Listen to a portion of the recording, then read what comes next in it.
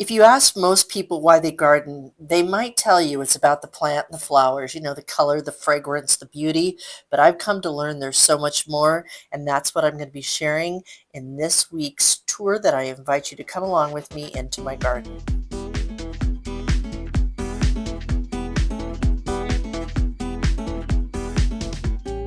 And while all of those things matter, the beauty, etc., over the years, I've discovered something even more important. A garden doesn't simply give us something beautiful to look at. It gives us something back. It really takes on a life of its own. While I may plant some things, nature, like these leaves right here, nature decides something else, giving me the opportunity to come in and become one with it. And as we walk through my garden today, I want to invite you to look beyond the blooms, beyond the carefully placed plants and the winding paths. Because what has kept me gardening for more than 40 years now isn't what grows in the soil necessarily, though I do enjoy that, but it's also what grows inside of me. Every corner of this garden, even walking up this path to my peace garden, has taught me something about creativity, resilience, reciprocity, patience, joy, and beginning, starting something new again. Not just in the garden, but to notice what it gives back. Some of my favorite moments aren't about the plants at all, but the wildlife that lives all around my garden, including Mr. Frog, who I had a conversation with this morning, I'll be honest with you, okay?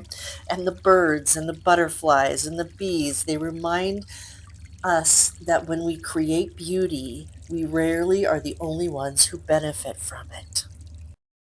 The garden has also taught me that abundance isn't created overnight, like these precious tomatoes, which I grew from seed way back starting in March and are just now here in August coming to life.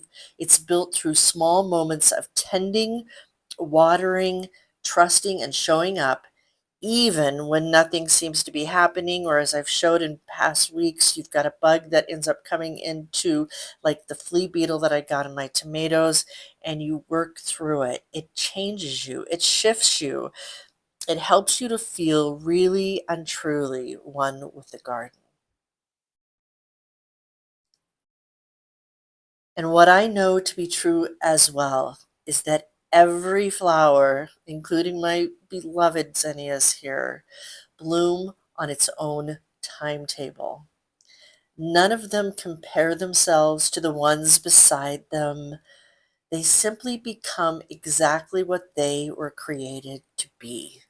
So individual, so special. The colors, yes, are amazing, I will say. And I think we could all use that as a reminder that how important the individual flower is along with the rest of the flowers. And you know what's amazing is how easy it is sometimes to find answers that I've been searching for. But when I stop and quit trying to find an answer, the garden has this way of quieting me down and using its stillness to help me figure things out, to create new ideas. And if any of this is landing with you, if you're craving a little more intention in your own life, that's what the victory letter is for. And links are below. I promise it's worth your Monday morning to dive in, to do something, to see something in just a little different light. And here on my little grapevine, I think of the grapes of wrath. However, my garden has taught me something different. We all have moments of wrath. Oh, like the Japanese beetles that come to visit my vineyard very often. We keep tending. We just keep tending. Eventually become more abundant as we look around and move forward, like my mint and the little scapes that get created, like the sunflower that just came up out of nowhere, which fits perfectly into this little bed. And here's probably the most important thing I want to share with you as we walk through my garden is that Whether you have 10 acres, a tiny backyard, a balcony, or even just a single pot outside your door, gardening has never been about growing plants. Growing a garden is about growing you. The flowers eventually fade, the vegetables get harvested, the seasons change. But the peace, the creativity, the hope, the joy, and let's not forget the love. Those are the gifts we carry with us long after the garden has gone to sleep for the winter. I really want to thank you for walking with me today. And until next time, I encourage you to keep growing not just your garden, but the beautiful life that you are creating in the process. You never know where it's going to take you.